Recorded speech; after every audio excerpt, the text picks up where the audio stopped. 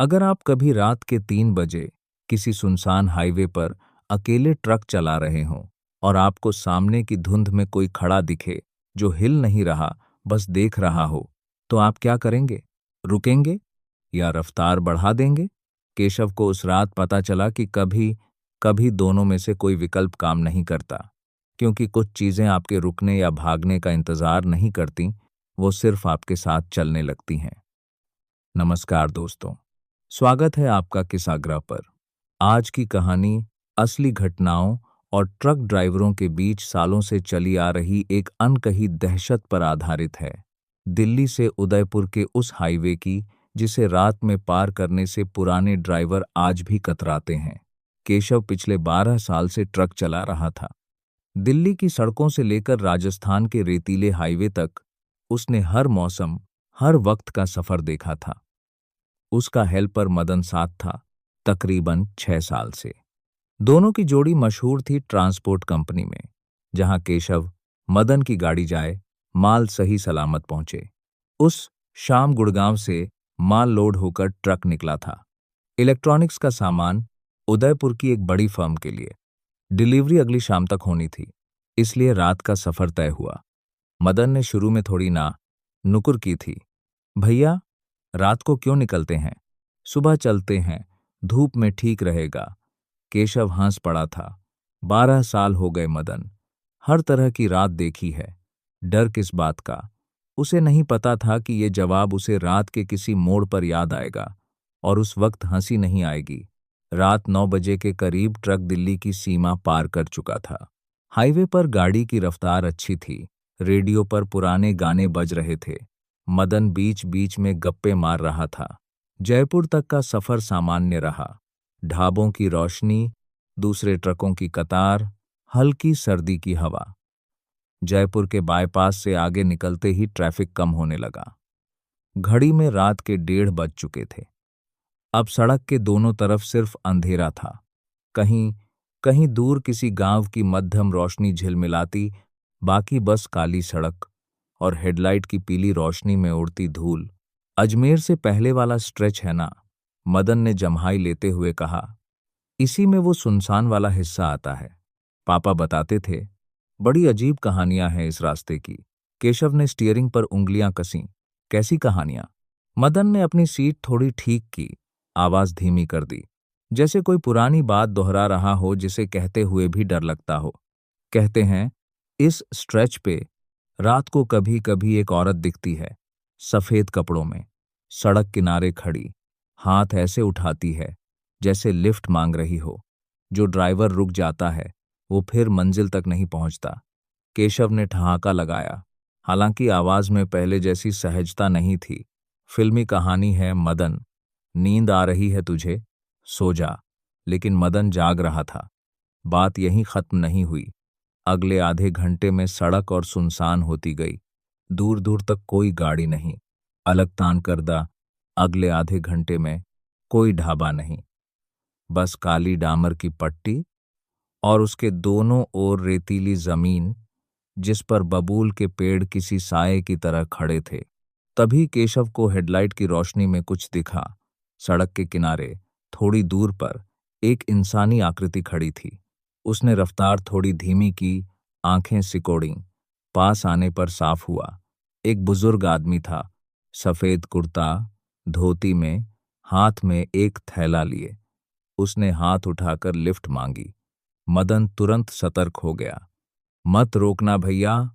अरे बूढ़ा आदमी है मदन, अकेला खड़ा है इस सुनसान में, कैसे छोड़ दें? मदन ने कुछ कहना चाहा, लेकिन तब तक केशव ने ब्रेक लगा दिए थे।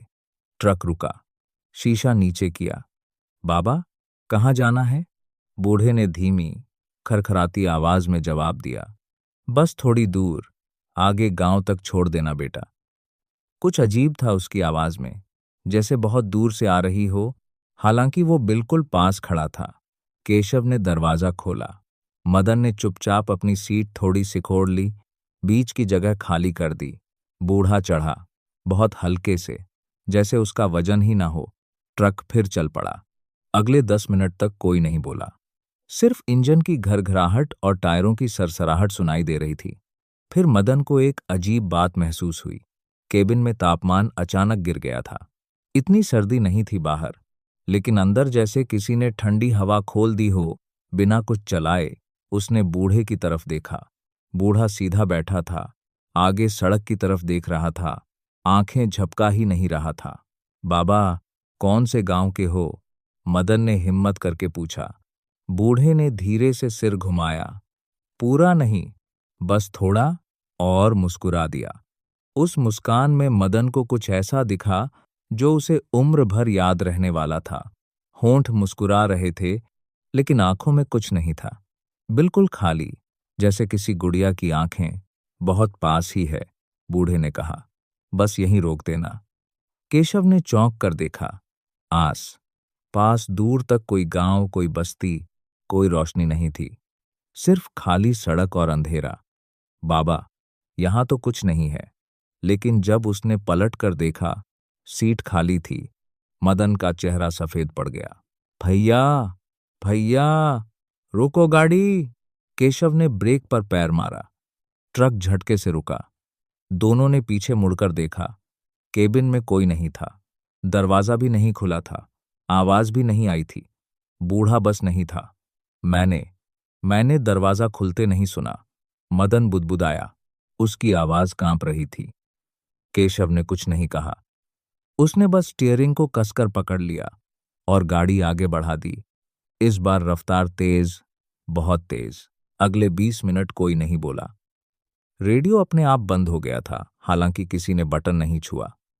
हेडलाइट की रोशनी में अब सड़क कुछ अलग लग रही थी, जैसे पहचानी हुई नहीं। मील के पत्थर भी नहीं दिख रहे थे, जबकि इस रूट पर हर 2 किलोमीटर पर एक होना चाहिए था। भैया, ये रास्ता सही है ना? मदन ने पूछा, फोन की स्क्रीन देखते हुए। स्क्रीन पर एक अजीब बात दिखी। नीली डॉट, यानी उनकी लोकेशन, बीच सड़क से हटकर किसी खाली रेतीले इलाके में दिखा रही थी। जैसे वो सड़क पर नहीं, बल्कि सड़क के बगल के सुनसान मैदान में चल रहे हों। नेटवर्क का चक्कर होगा, केशव ने कहना चाहा, लेकिन उसकी अपनी आवाज में यकीन नहीं था। तभी दूर, बहुत दूर, एक रोशनी दिखी। छोटी सी, पीली, टिमटिमाती हुई। पास आने पर साफ हुआ, एक ढाबा था। सड़क किनारे, अकेला, बाकी हर तरफ अंधेरा। राहत की एक लहर दोनों के चेहरे पर आई। केशव ने ट्रक साइड में लगाया। ढाबे का नाम बोर्ड पर मिटा हुआ था। सिर्फ आधे अक्षर पढ़े जा सकते थे।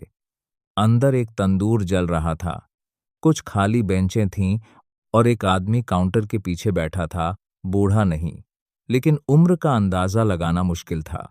उसकी आंखें भी अजीब तरह से चमक रही थीं तंदूर की रोशनी में। आइए साहब, उसने बिना ऊपर देखे कहा, जैसे उन्हें पहले से आने का पता हो। चाय पिएंगे? केशव और मदन बेंच पर बैठ गए। मदन ने चुपके से केशव का हाथ पकड़ा। भैया, यहां से जल्दी निकलते हैं। कुछ ठीक नहीं लग रहा। बस चाय पीकर निकलते हैं, केशव ने फुसफुसाकर कहा। ढाबे वाला 2 कप चाय ले आया। भाप उठती हुई, लेकिन उसमें से कोई खुशबू नहीं आ रही थी। मदन ने पहला घूंट लिया और तुरंत रुक गया। स्वाद में कुछ ऐसा था जैसे राख घोल दी हो। आप लोग उधर से आ रहे हैं? ढाबे वाले ने सड़क की उस दिशा में इशारा किया जहां से बूढ़ा गायब हुआ था। जिस बाबा को बिठाया था, उसे यहीं छोड़ना था। वो हर रात यहीं का इंतजार करता है। केशव का हाथ कांप गया। चाय का कप गिरते गिरते बचा।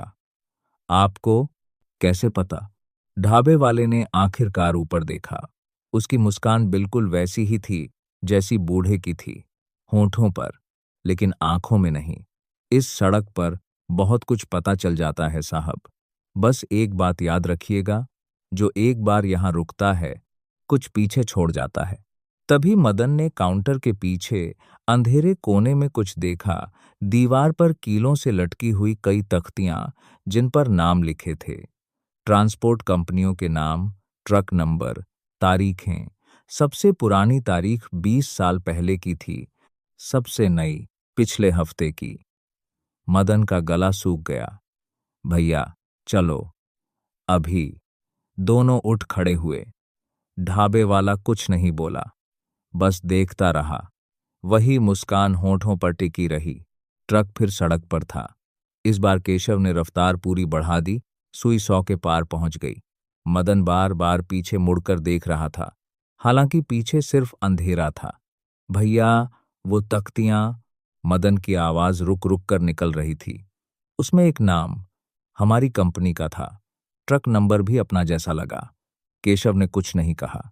उसका ध्यान सामने की सड़क पर था और सामने दूर हेडलाइट की रोशनी में फिर से वही सफेद आकृति दिख रही थी। इस बार औरत की, ठीक वैसी जैसी मदन ने बताई थी। सड़क के बीचों बीच खड़ी, हाथ नीचे लटके हुए, चेहरा बालों से ढका। केशव ने हॉर्न बजाया। आकृति नहीं हिली। भैया बचाओ, टक्कर लग जाएगी। केशव ने स्टीयरिंग एक तरफ घुमाया। ट्रक लहराया, टायर चीखे। जब ट्रक सीधा हुआ और केशव ने पीछे मिरर में देखा, सड़क खाली थी, कोई आकृति नहीं। लेकिन साइड मिरर में बिल्कुल पास उसे एक चेहरा दिखा, खिड़की के बाहर, ट्रक की रफ्तार के बराबर भागता हुआ। वही सफेद कपड़ों वाली औरत, बालों के पीछे से झांकती 2 सफेद आंखें जो सीधा केशव को देख रही थीं। केशव की चीख निकल गई। उसने स्टीयरिंग से हाथ छोड़ते छोड़ते फिर पकड़ लिया, नजरें सामने कीं। जब उसने दोबारा मिरर में देखने की हिम्मत की, कुछ नहीं था। मदन कांप रहा था, हाथ जोड़े बैठा था, मुंह से बुदबुदाहट निकल रही थी। कोई मंत्र, कोई प्रार्थना, जो भी उसे याद आया। अगले 15 मिनट तक ट्रक भागता रहा। न कोई मील का पत्थर दिखा, न कोई गांव, न कोई दूसरी गाड़ी। जैसे सड़क खत्म ही नहीं हो रही थी, या जैसे वो किसी लूप में फांस गए हों। वही अंधेरा, वही बबूल के पेड़, वही खामोशी, बार बार। फिर अचानक इंजन में आवाज आई, खट्टर खट्टर, और ट्रक झटके खाकर बंद हो गया। बीच सड़क पर, बीच अंधेरे में, इंजन ठप। केशव ने चाबी घुमाई। कुछ नहीं हुआ। फिर से कुछ नहीं। इंजन पूरी तरह मरा हुआ था। केबिन में सन्नाटा था। बाहर भी कोई हवा नहीं चल रही थी, कोई आवाज नहीं आ रही थी, न झिंगुर की, न किसी पक्षी की। जैसे रात ने सांस रोक ली हो। भैया, टॉर्च ले लो, मदन ने कांपती आवाज में कहा। इंजन देखना पड़ेगा। दोनों नीचे उतरे। टॉर्च की रोशनी में बोनट खोला गया, लेकिन सब कुछ सामान्य दिख रहा था। कोई तार कटा नहीं, कोई पुर्जा टूटा नहीं। इंजन बस रुका हुआ था, बिना किसी वजह के। तभी मदन को दूर सड़क किनारे कुछ हिलता दिखा। उसने टॉर्च उस तरफ घुमाई। रोशनी में एक झलक दिखी, कई आकृतियां दूर खड़ी, सफेद कपड़ों में, बिल्कुल स्थिर। गिनती करना मुश्किल था। अंधेरे में साफ नहीं दिख रहा था। 5, 7 या उससे ज्यादा। भैया, मदन की टॉर्च कांपने लगी। केशव ने भी देखा। उसका खून जम गया। अंदर चलो, अभी। दोनों वापस केबिन में भागे, दरवाजे बंद किए, लॉक लगाए। बाहर वो आकृतियां अब भी वहीं खड़ी थीं, लेकिन अब वो पास आ रही थीं। बहुत धीरे, लगभग बिना हिले, जैसे दूरी अपने आप कम हो रही हो। केशव ने फिर चाबी घुमाई। बार बार हाथ कांप रहे थे। इंजन खों खों कर रहा था, पकड़ नहीं रहा था। मदन ने अपनी जेब से मोबाइल निकाला। नेटवर्क का एक भी बार नहीं। समय देखा, रात के 3:33। घड़ी वहीं रुकी थी, आगे नहीं बढ़ रही थी। उसने कई बार देखा, वही समय, 3:33। बाहर आकृतियां अब ट्रक के बहुत पास आ चुकी थीं। मदन ने साफ देखा। सबसे आगे वही बूढ़ा था जिसे उन्होंने लिफ्ट दी थी। उसके पीछे वो सफेद कपड़ों वाली औरत, और उनके पीछे कई और चेहरे, जो शायद कभी इस सड़क पर इसी तरह किसी और ट्रक में बैठे थे और कभी अपनी मंजिल तक नहीं पहुंचे। बूढ़े ने खिड़की के पास आकर धीरे से दस्तक दी। टक टक टक। बेटा। उसकी आवाज शीशे के पार भी साफ सुनाई दी, जैसे सीधा दिमाग में गूंज रही हो। बस थोड़ी दूर, आगे गांव तक छोड़ देना। केशव ने आंखें बंद कर लीं। उसे याद आया, जयपुर से पहले किसी पुराने ड्राइवर ने एक बार कहा था, इस रास्ते पर अगर कोई फांस जाए तो हिम्मत मत हारना। भोर होने तक बस माफी मांगते रहना, मुड़कर मत देखना और किसी की बात का जवाब मत देना। उस वक्त उसने बात को मजाक समझकर टाल दिया था। अब वो हर लफ्ज़ याद करने की कोशिश कर रहा था। उसने मदन का हाथ पकड़ लिया, कसकर। जो भी हो, आंखें मत खोलना, बात मत करना, सिर झुकाए रखना। मदन ने सिर हिलाया, होंठ भींच लिए और दोनों ने आंखें बंद कर ली। फिर जो घंटे बीते, केशव उन्हें बाद में कभी पूरी तरह बयान नहीं कर पाया। खिड़कियों पर दस्तक होती रही, कभी हल्की, कभी जोर से, जैसे कोई गुस्से में पीट रहा हो। कभी फुसफुसाहटें सुनाई दीं, कई आवाजें एक साथ, अलग अलग भाषाओं में, अलग अलग लहज्जों में, सब एक ही बात दोहराती, दरवाजा खोलो, बस थोड़ी दूर, छोड़ देना। केबिन का तापमान इतना गिर गया कि दोनों की सांसें भाप बनकर दिखने लगीं। एक बार मदन को अपने कंधे पर कुछ ठंडा महसूस हुआ, जैसे किसी ने उंगली रखी हो। उसने चीख दबा ली, आंखें नहीं खोलीं, बस मन ही मन नाम जपता रहा जो उसे बचपन से याद था। केशव को एक पल के लिए लगा जैसे कोई उसके कान में बिल्कुल अपनी माँ की आवाज में बुला रहा है, बेटा बाहर आ जा, ठंड लग रही है मुझे। उसने अपने आप को याद दिलाया, माँ पिछले साल गुजर चुकी थी, ये आवाज माँ की नहीं हो सकती। उसने सिर और नीचे झुका लिया, आंखें और कसकर बंद कर लीं। ये सिलसिला घंटों चला। कभी कभी सन्नाटा छा जाता और दोनों को लगता जैसे सब खत्म हो गया, लेकिन फिर दस्तक फिर शुरू हो जाती। कभी छत पर, कभी बोनट पर, कभी दरवाजे पर। फिर बहुत धीरे धीरे केशव को महसूस हुआ कि हवा में कुछ बदल रहा है। दस्तकें कम होने लगीं, फुसफुसाहटें दूर जाने लगीं, जैसे कोई पीछे हट रहा हो। हल्की सी चिड़िया की आवाज सुनाई दी, बहुत धीमी, बहुत दूर से, लेकिन साफ। केशव ने बहुत डरते हुए, बहुत धीरे से एक आंख खोली। खिड़की के बाहर आसमान का किनारा हल्का नारंगी हो चुका था। भोर हो रही थी जब पूरी रोशनी फैली। केशव और मदन ने आंखें खोलीं। बाहर सड़क बिल्कुल सामान्य दिख रही थी। वही हाईवे, दूर एक मील का पत्थर और उस पर लिखा था उदयपुर, 180 किलोमीटर। केशव ने कांपते हाथों से चाबी घुमाई। इंजन पहली ही कोशिश में स्टार्ट हो गया, जैसे रात भर कुछ हुआ ही न हो। मदन ने मोबाइल देखा, नेटवर्क वापस आ चुका था, पूरी रेंज। समय देखा, सुबह के 5:52। घड़ी फिर से चल रही थी। दोनों ने एक दूसरे को देखा, लेकिन कुछ नहीं बोला। शब्द नहीं मिल रहे थे। रास्ते में आधे घंटे बाद एक असली ढाबा आया, रोशनी से जगमगाता, ट्रक ड्राइवरों से भरा, तंदूर की असली खुशबू फैली हुई। दोनों वहां रुके, लेकिन खाना गले से नहीं उतरा। बस चाय पी, चुपचाप, एक दूसरे की आंखों में वो सवाल देखते रहे जो कोई पूछना नहीं चाहता था। ढाबे के मालिक ने उनकी हालत देखकर बिना पूछे कहा, रात को उस स्ट्रेच से निकले हो ना, अजमेर से पहले वाले से। बहुत लोग ऐसे ही आते हैं यहाँ, सुबह सुबह, ऐसी ही सूरत लेकर। केशव ने बस सिर हिलाया, कुछ पूछने की हिम्मत नहीं हुई। उदयपुर पहुंचकर माल उतारा गया, डिलीवरी पूरी हुई, सब सामान्य लगा, जैसे कुछ हुआ ही ना हो। लेकिन उस रात के बाद केशव और मदन ने कभी रात में इस रूट पर सफर नहीं किया।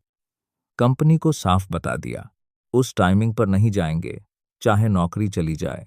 कहते हैं, हर लंबी सड़क अपने साथ कुछ कहानियां रखती है, कुछ जो सफर पूरा नहीं कर पाईं, कुछ जो रास्ते में ही रुक गईं। और वो रुकी हुई कहानियां कभी कभी किसी और के सफर में शामिल होने की कोशिश करती हैं। क्या वो बूढ़ा, वो औरत, वो साए सच में इस दुनिया के थे, या वो सिर्फ थकान, डर और अंधेरे का खेल था? केशव और मदन आज भी इसका जवाब नहीं जानते। वो बस इतना जानते हैं कि उस रात के बाद उन्होंने कभी किसी अजनबी को, चाहे वो कितना भी मासूम दिखे, सुनसान सड़क पर लिफ्ट नहीं दी। शायद डर का यही सबक होता है, हर आवाज पर भरोसा मत करो। हर हाथ जो मदद मांगता दिखे, वो मदद ही नहीं मांग रहा होता। कभी कभी रास्ते हमें रोकते हैं, ये जानने के लिए कि क्या हम मुड़कर देखने की हिम्मत रखते हैं, या सिर झुकाए, बिना डगमगाए आगे बढ़ते रहते हैं।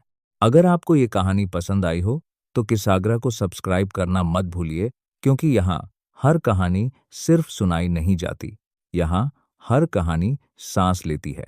मिलते हैं अगली कहानी में। तब तक के लिए अपना ख्याल रखिए और रात के सफर में अजनबियों से सावधान रहिए।